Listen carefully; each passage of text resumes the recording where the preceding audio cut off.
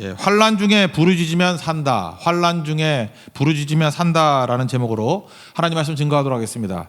시편은 5경 구조로 되어 있습니다. 그래서 창세기, 출애굽기, 레위기, 민수기, 신명기 이렇게 권마다 이렇게 짝이 맞는 거예요. 그러니까 5권이 시작됩니다. 그러니까 신명기에 해당되는 말씀이겠죠. 신명기 내용이 무엇입니까? 이제 가나안 땅에 들어가게 될 신세대들에게 주시는 말씀입니다. 그러니까 가나안 땅에 들어가는 세대들이에요. 그러니까 두려움도 있겠지만 설렘도 있고 막 두 가지가 교차되겠죠. 예, 그들에게 주시는 말씀들입니다. 그래서 5권에 제일 많이 나오는 게 할렐루야, 여호와께 감사하라. 특별히 그 146편부터 150편까지는 전부 다 할렐루야로 시작돼요. 그러니까 할렐루야, 감사. 그러니까 가나안에 들어가는 백성들의 그 감사 찬송 뭐 이런 쪽으로 많이 나오게 된다라는 것입니다. 오늘 5권 시작되는 107편은 어떤 환난이 온다 할지라도 부르짖으면 산다. 그게 핵심이에요. 그러니까 우리가 가나안 땅에 들어가 가지고 이제 어떤 일들이 있다 할지라도 여호와의 동요가 뭐라 그러세요? 아버지라 그러죠. 아버지. 아버지는 관계가 있기 때문에 우리하고 아버지께 부르짖기만 하면은 무조건 구원해 주신다. 이거 배우라는 거예요. 부르짖으면 산다. 그래서 산 이야기입니다. 살아나는 이야기입니다. 구원받은 이야기입니다. 그리고 사는 법을 배우는 이야기입니다. 우리도 살아야 될 거 아닙니까? 우리도 구원받아야 될 거 아니에요? 그래서 시편 107편 이거 꼭 붙들었으면 좋겠습니다. 이거 살아나는 이야기고 구원받는 이야기이기 때문에 그렇습니다. 구조는 간단합니다. 1절부터 3절까지는 찬양이고 그 다음에 4절부터 32절까지가 네 가지 환란에 대해서 나와요. 환란, 광야의 환란, 매여있는 포로된 매여있는 환란, 그리고 세 번째, 네 번째 바다의 환란 뭐 이런 것들이 쭉 나오거든요. 예, 그런 환란들에 대한 설명이 나오고 그다음 마지막 세 번째 파트에서는 하나님은 모든 것을 뒤집을 수 있는 전능하신 하나님이다. 그분을 믿고 신뢰해야 된다라고 하는 것으로 마무리를 짓습니다. 차례대로 살펴보겠습니다. 먼저 찬양인데 1, 2, 3절 먼저 한번 읽어보죠. 다 같이 읽겠습니다. 시작. 여호와께 감사하라. 그는 선하시며 그 인자하심이 영원함이로다. 여호와의 속량을 받은 자들이 이같이 말할지어다. 여호와께서 대적의 손에서 그들을 속량하사 동서남북 각 지방에서부터 모으셨도다. 뭐 1, 2절은 찬송하는 거고 특별히 3절이 인상적이죠. 동서남북 각 지방에서부터 모으셨도다. 모았다는 게 뭐예요? 구원했다. 뭐 이런 뜻을 해석할 수 있겠죠. 근데 그 난해주를 보니까 뭐라고 돼 있어요? 남이라고 돼 있는 데가 바다라고 돼 있죠. 히브리 원문을 보면 동서 북 바다로 돼 있어요. 순서가 동서 북 바다. 이거는요 네 가지 환란하고 연관성이 있는 거예요. 그러니까 동쪽 환란, 서쪽 환란, 북쪽 환란, 남쪽에 해당되는 게 바다 환란. 그러니까 동쪽 환란이 뭐냐면 광야의 환란, 서쪽 환란이 매임에 대한 환란, 북쪽 환란이 질병, 전염병 이런 거거든요. 질병에 대한 환란, 남쪽 바다가 바다의 환란 이렇게 연관이 돼 있다는 것입니다. 또 환란이 왜 네 가지일까요? 네 가지. 옛날에 무슨 뭐 개그 프로그램에 나오던데 싸가지가 없어서 그런가요? 네 가지? 그거 아니고요. 땅의 숫자예요. 4라는 건 땅의 숫자. 동서남북 땅의 숫자. 그러니까 이게 뭘 뜻하는 거죠? 땅에서 겪을 수 있는 모든 환란이라는 뜻이에요. 땅에서 겪을 수 있는 모든 총체적인 환란을 대표로 네 가지를 뽑은 거예요. 이거 말고도 더 많이 있을 건데 대표로 네 가지를 딱 뽑은 거예요. 땅에서 있는 모든 총체적인 환란을 당한다 할지라도 핵심은 뭐라고요? 부르짖으면 구원받는다. 부르짖으면 산다. 이게 오늘 주제예요. 그러니까 우리가 꼭 붙들어야 될 귀중한 말씀이라고 생각을 합니다. 그 네 가지 환란 한번 살펴볼까요? 첫 번째 환란은 뭐예요? 동쪽에 해당되는 거니까 광야의 환란에서 구원해 주신다. 4절부터 9절까지 말씀입니다. 근데 왜 동쪽일까요? 이게 출애굽이라면 서쪽이잖아요. 근데 왜 동쪽일까요? 이건 바벨론에서 돌아온 사람들을 뜻하기 때문에 그래요. 바벨론에서 돌아올 때 광야를 통과해야만 비로소 가나안 땅에 들어갈 수 있습니다. 그러니까 가나안 땅에 들어가기 전에 마지막 통과 의례가 뭐예요? 광야라고요. 그러니까 우리 인생도 마찬가지라고요. 하나님께서 주신 가나안을 누리기 직전에 이 광야라는 어려움을 통과해야 된다는 것입니다. 그래서 동쪽에서 오는 사람들이 광야를 통과하고 최종 승리한다라고 하는 개념이 동쪽 개념이에요. 그래서 예수님께서 메시아로 오실 때 세례 요한이 예수님의 길을 예비하러 왔죠. 그때 마가복음 1장 3절을 보면은 광야에 외치는 자의 소리가 있어 이르되, 이게 세례 요한 아니에요? 광야를 얘기합니다. 그래서 광야에서 뭐를 하느냐? 너희는 주의 길을 준비하라. 그의 오실 길을 곧게 하라. 그러니까 광야에는 길이 없는데 세리요한이 해야 될 일이 뭐죠? 마지막 예수님의 도래하기 이전에 광야에 길을 닦는 거예요. 그러니까 광야라는 게 그런 겁니다. 어떤 것이 이루어지기 직전의 환란. 광야예요, 광야. 그러니까 광야에 있을 때 이때 하나님께 부르짖으면 마지막에 넘어지지 말고 최종 승리하는 곳으로 우리를 이끌어 가신다. 그렇다라는 거예요. 근데 이 광야, 예수님도 그렇잖아요. 공생애에서 최종 승리하기 이전에 광야 시험 당하셨잖아요. 그러니까 광야가 그런 뜻이 있다니까요. 광야는 어떤 곳입니까? 줄이고 목마르고 피곤한 곳이에요. 그래서 근심 중에 부르짖었더니 주님께서 구원해 주셨다, 그런 거죠. 또 광야는 어떤 거죠? 기다림의 시간이죠. 정말 지루해요. 언제 우리가 가나안 땅에 들어가나, 언제 구원받나, 언제 승리하나. 그래서 기다림이 있을 때 사모하는 영혼에게 만족을 주시고 줄인 영혼에게 좋은 것 주신다, 이렇게 설명을 하고 있습니다. 여러분 인생 가운데도 광야가 뭐죠? 이렇게 뭐 딱히 이루어지지 않는 그런 것들 있죠. 뭐 구원이라 그러는데 여러 가지, 뭐 집 없이 고생하는 분들 많이 있지 않습니까? 근데 살 집이 없다, 여기 나오거든요. 살 집이 없는 사람들, 그게 광야예요. 그 취업을 하고 싶은데 뭐 취업이 잘 안 되고 그런 거 있죠. 막 기다려도 그게 광야라고. 그다음에 뭐 만날 사람이 없는 거죠. 계속 외롭고, 뭐 여전히 외로워요. 뭐 코로나 바이러스 때문에 외로운 게 아니라 계속 외로운 거야. 그게 광야죠. 이 광야를 통과해야 비로소 이제 가나안 땅에 들어간다. 그러니까 광야에서 해야 될 일이 뭐예요? 부르짖는 거예요. 그럼 주님께서 구원해 주신다는 거예요. 이제 곧 새벽이 가까웠습니다. 그거예요. 부르짖으라고. 우리 4절부터 9절까지 이제 광야의 환란에서 구원해 달라. 내용 한번 쭉 읽어보겠습니다. 시작. 그들이 광야 사막 길에서 방황하며 거주할 정업을 찾지 못하고 줄이고 목이 말라 그들의 영혼이 그들의 안에서 피곤하였도다. 이에 그들이 근심 중에 여호와께 부르짖음에 그들의 고통에서 건지시고 또 바른 길로 인도하사 거주할 성읍에 이르게 하셨도다. 여호와의 인자하신가 인생에 행하신 기적으로 말미암아 그를 찬송할지로다. 그가 사모하는 영혼에게 만족을 주시며 줄인 영혼에게 좋은 것으로 채워주심이로다. 두 번째는 서쪽이겠죠. 서쪽은 뭐냐 하면 매임의 환란에서 풀어주신다, 그런 뜻이라고요. 흑암과 사망의 그늘에 앉아있는 사람들. 왜 서쪽은 또 뭘까요? 이게 애굽을 뜻하는 거거든요. 애굽이 뭐 허공을 서들어와 가지고 포로 되게 만들고 묶어가고 매이고, 그래서 애굽이 뜻하는 게 사탄이죠.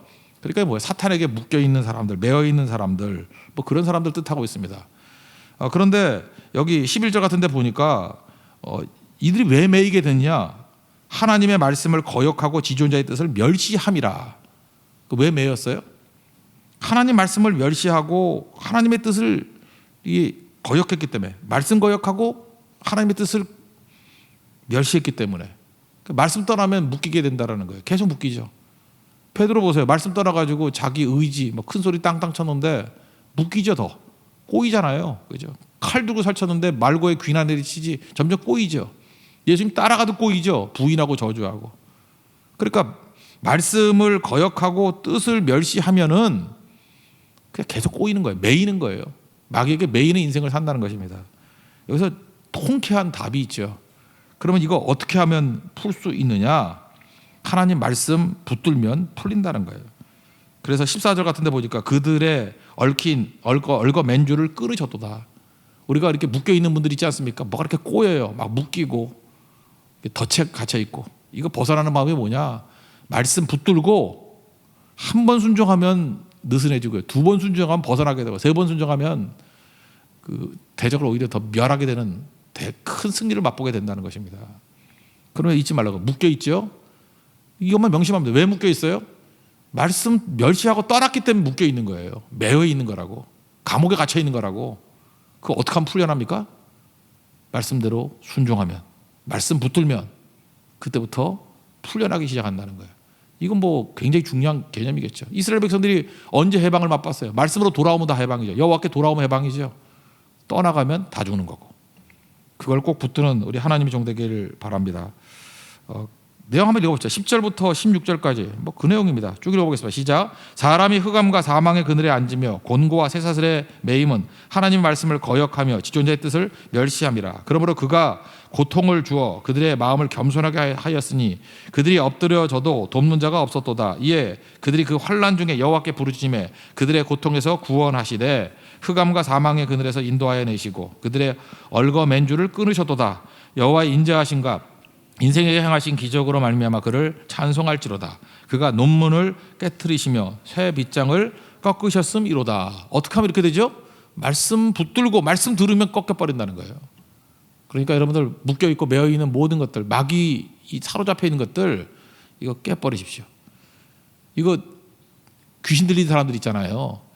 제가 어떤 그 권사님 얘기 옛날에 들었던 얘기인데, 귀신 들리는 사람, 이분이 기도의 능력이 있어요. 그래서 귀신 들리는 사람 기도하면 귀신이 나가는 거예요. 기도하면 귀신이 나가고. 그래서 재밌는 게 뭐냐면 또 집에 오면 또 들어와. 또 기도하면 또 나가고. 이 권사님이 이 기도하는 권사님인데 지친 거예요. 아, 이놈의 귀신이 기도하면 나가긴 나가는데 안 들어와야 되는데 또 들어오고, 나가면 들어오고, 나가면 들어오고. 그래서 기도하면 나가긴 나가는데 그거 하다가 지쳤어요. 그러다가 그 다음에 깨달은 거죠. 목사님 모셔다가 말씀으로 채우니까 다시는 안 들어오더래요. 되게 중요한 거죠. 우리가 이렇게 마귀에게 묶여있는 이유가 뭐예요? 말씀으로 채워지지 않기 때문에 그래요. 지금도 그래. 성도들 뭐 껍데기로만 이렇게 변화시켜 놓고 말씀이 중심이 되지 아니하면요, 귀신이 들락날락하는 인생이 된다고. 상태 좋으면은 뭐 할렐루야, 상태 나쁘면 놀렐루야, 상태 좋으면 아멘, 상태 나쁘면 노멘, 이렇게 돼버린다고요. 여러분, 말씀이 매어 있는 모든 것을 풀어버리는 능력이 있다. 이걸 꼭 붙드는 우리 하나님의 권능의 종 되기를 바랍니다. 그 다음에 세 번째 환란은 질병의 환란에서부터 구원받는 거예요. 질병 또는 전염병. 지금 우리하고 너무 유사한 거죠. 전염병이 북쪽에서부터 오는 거예요. 북쪽에서. 17절부터 22절까지 내용입니다. 이 병이 나가지고 음식물을 싫어한대요. 사망의 문이 이르렀대요. 그러니까 먹지 못해서 죽음의 위기에 처하게 되었다, 그런 거죠. 잘 보면 사람들이요, 이게 병 나면 먹어야 되거든요. 먹으면 나요. 근데 내가 보니까 이게 빨리 돌아가시는 분들 보면은 이게 좀 예민한 분들 있잖아요. 뭐 몸에 나쁜 거 절대 안 먹는다, 뭐 이런 분들, 그죠? 아, 그래서 이분들이 소금을 안 먹다가 전해질 부족으로 그냥 팍팍 쓰러져도 가는 분들이 있고, 그 연세 드시면 너무 싱겁게 먹으면 돌아가셔요. 그 짠 것도 먹어야 되는데, 근데 어디서 주워 두는 소리가 있어서 싱겁게 먹어야 된다. 뭐 커피는 마시면 안 되고 녹차 마셔야 돼. 녹차 마시면서 다 돌아가셨다니까. 커피 마신 분들은 그냥 하여튼 뭐든지 간에 웬만큼 나이 들고 난 다음에, 병 들고 난 다음에는 몸에 좋고 나쁜 거 없어요. 그러니까 입맛에 맞으면 많이 먹어야지 사는 거예요. 많이 먹어야 살거든요. 근데 저도 이제 목사 하다 보니까 감을 잡잖아요. 못 드시면 가는 거예요. 못 드시면은. 못 고르면 가는 거고, 그죠? 누워 있으면 죽고 일어서면 산다 그러잖아요. 또 하나는 안 먹으면 한날 무슨 뭐 채소나 먹는다 그러고, 그러니까 안 먹고 그러다 보면 빌빌대도 다 죽어요. 그냥 닥치는 대로 먹어야지. 근데 여기 보니까 죽음의 그림자가 뭐예요? 음식물을 싫어하게 되고, 이게 죽음이에요. 사망의 문이 가까이 왔다. 그러니까 뭐 닥치는 대로 먹어야겠죠. 이게 질병이에요. 질병, 전염병. 그때 말씀을 보내주셨다는 거죠. 그래서 위험한 지경에서 건져주셨다. 여기 보면요, 그 전염병하고 죄하고 연관성이 굉장히 깊어요. 그죠? 그래서 죄 때문에 이런 일들이 벌어졌다. 그래서 17절 같은 데 보세요. 죄악의 길을 따르고 그들의 악을 범하였기 때문에 고난이 왔다, 이런 얘기 나오잖아요. 그러니까 이 죄하고 연관성이 있다고. 우리 이게 코로나 바이러스 이렇게 돌 때에도 우리가 해야 될 일이 뭐예요? 기도해야 된다고. 역대하 20장 9절 보니까 재앙이나 난리나 견책, 전염병이나 기근이 우리에게 임하면 주의 이름이 이 성전에 있으니 우리가 이 성전 앞과 주의 앞에 서서 환난 가운데서 주께 부르짖은즉 들으시고 구원하신다고. 믿습니까? 이게 우리가 해야 될 일이에요. 잘 보세요. 이전에 제가 어제도 어떤 의사분하고 얘기 나눴었는데, 옛날에 메르스 있었고 사스 있었는데 그거 어디 갔냐 그랬더니 아직도 있대요. 없어진 게 아니래요. 메르스도 있고 사스도 있고. 근데 지금 작동을 안 한대요. 여러분, 전염병이 그런 거예요. 민수기 25장 바알볼 사건으로 24,000명이 죽었죠. 그리고 며칠 만에 싹 없어져 버렸어. 잘 보면요, 이게 전염병이 백신으로 이긴 경우가 많지 않아요. 그렇게 많지 않고 거의 왔다가 그냥 없어져 버려요. 저는 이번도 그렇다고 생각해요. 뭐 여러분들이 뭐 이게 우리 아마 감기같이 돼가지고 그냥 흐지부지 될 수도 있고요. 우리가 깜짝 놀랄 정도로 갑자기 힘을 잃어버릴 수 있어요. 왜냐하면 이게 하나님이 사용하시는 도구거든요. 전염병도. 이 뜻을 깨달아야 해요. 뜻을. 이때 우리가 해야 될 일이 뭐죠? 이 죄악의 길, 또 악을 범했기 때문이다. 하나님 앞에 여호와께 돌아와서 회개하는 거죠. 여호와께 돌아가는 거. 우리 불쌍히 여겨주세요. 그때 일어설 수 있다라는 것입니다. 그래서 오늘 그거예요. 이 질병에 있을 때, 전염병에 있을 때 뭘 하라고요? 부르짖으면 살게 된다. 부르짖으면 구원해 주신다. 일단 한번 읽어보죠. 17절부터 22절까지입니다. 시작. 미련한 자들은 그들의 죄악의 길을 따르고 그들의 악을 범하기 때문에 고난을 받아 그들은 그의 모든 음식물을 싫어하게 되어 사망의 문에 이르렀도다. 이에 그들이 그들의 고통 때문에 여호와께 부르짖음에 그가 그들의 고통에서 그들을 구원하시되 그가 그의 말씀을 보내어 그들을 고치시고 위험한 지경에서 건지시는도다. 여호와의 인자하심과 인생에게 행하신 기적으로 말미암아 그를 찬송할지로다. 감사제를 드리며 노래하여 그가 행하신 일을 선포할지어다. 근데 왜 질병이 왜 북쪽이냐 그러는데, 이게 동양도 그렇고 서양도 그렇고 이게 성경도 그렇고요. 이 죽음의 세력이 북쪽에서 내려와요. 북쪽에서 죽음의 세력, 질병도 북쪽에서 온다고. 그래서 우리 중국 문화권에서 북망산이라는 거 들어봤죠. 북망산. 베이죠. 베이망산. 성조는 모르겠어요. 베이망산. 예, 북망산.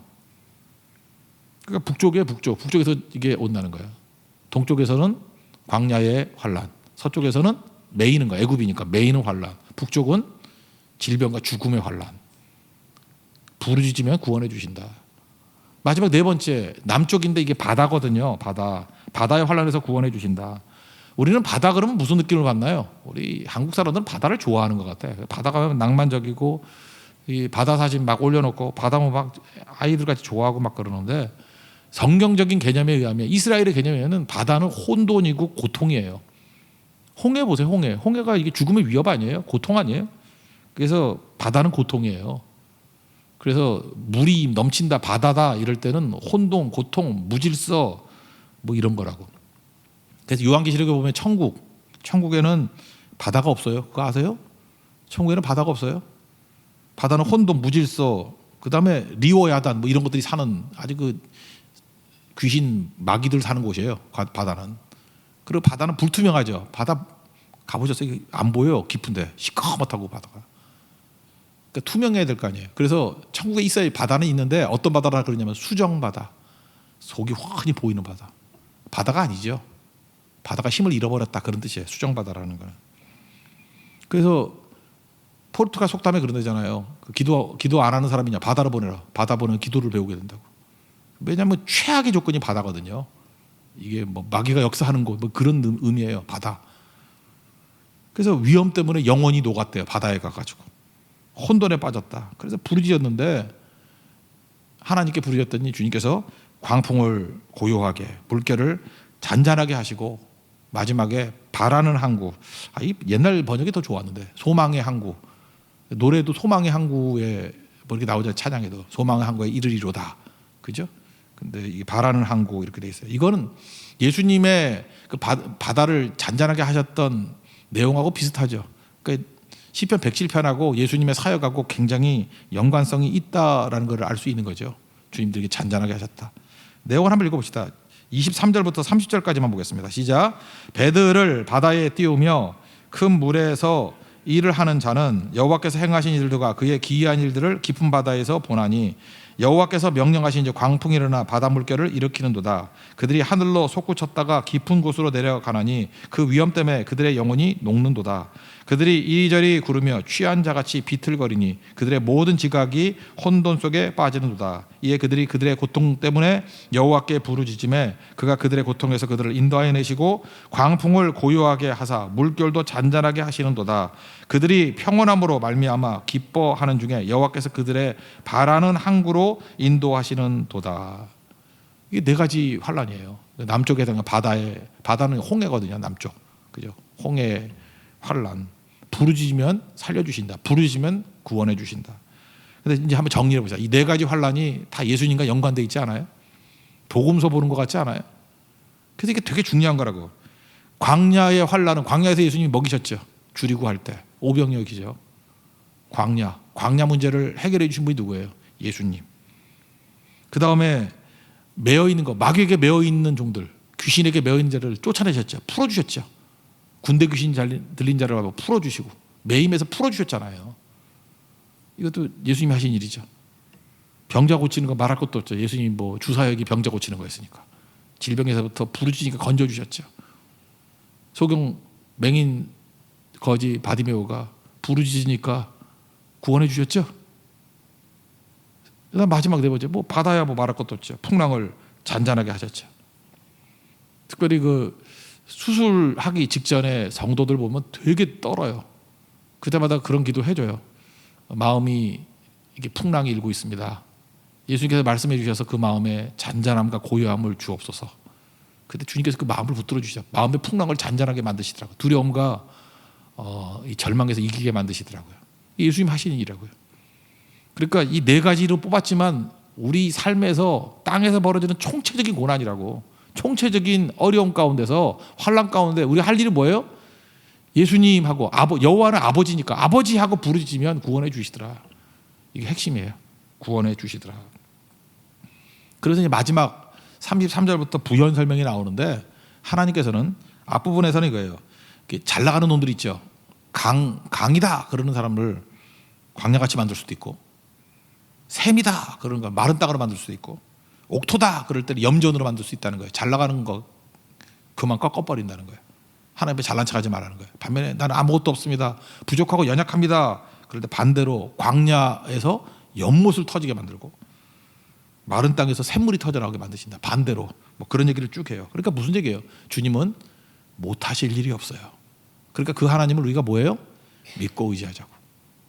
이건 믿음을 더 강조하게 한 번 더 주시는 말씀이에요. 그 하나님을 믿고 그 예수님 믿고 의지하면은 광야의 환란도 이기고, 그 다음에 매임의 환란도 이기고, 질병과 전염병의 환란도 이기고, 바다라는 대혼란의 환란에서도 우리를 건져 주신다. 여러분 믿습니까?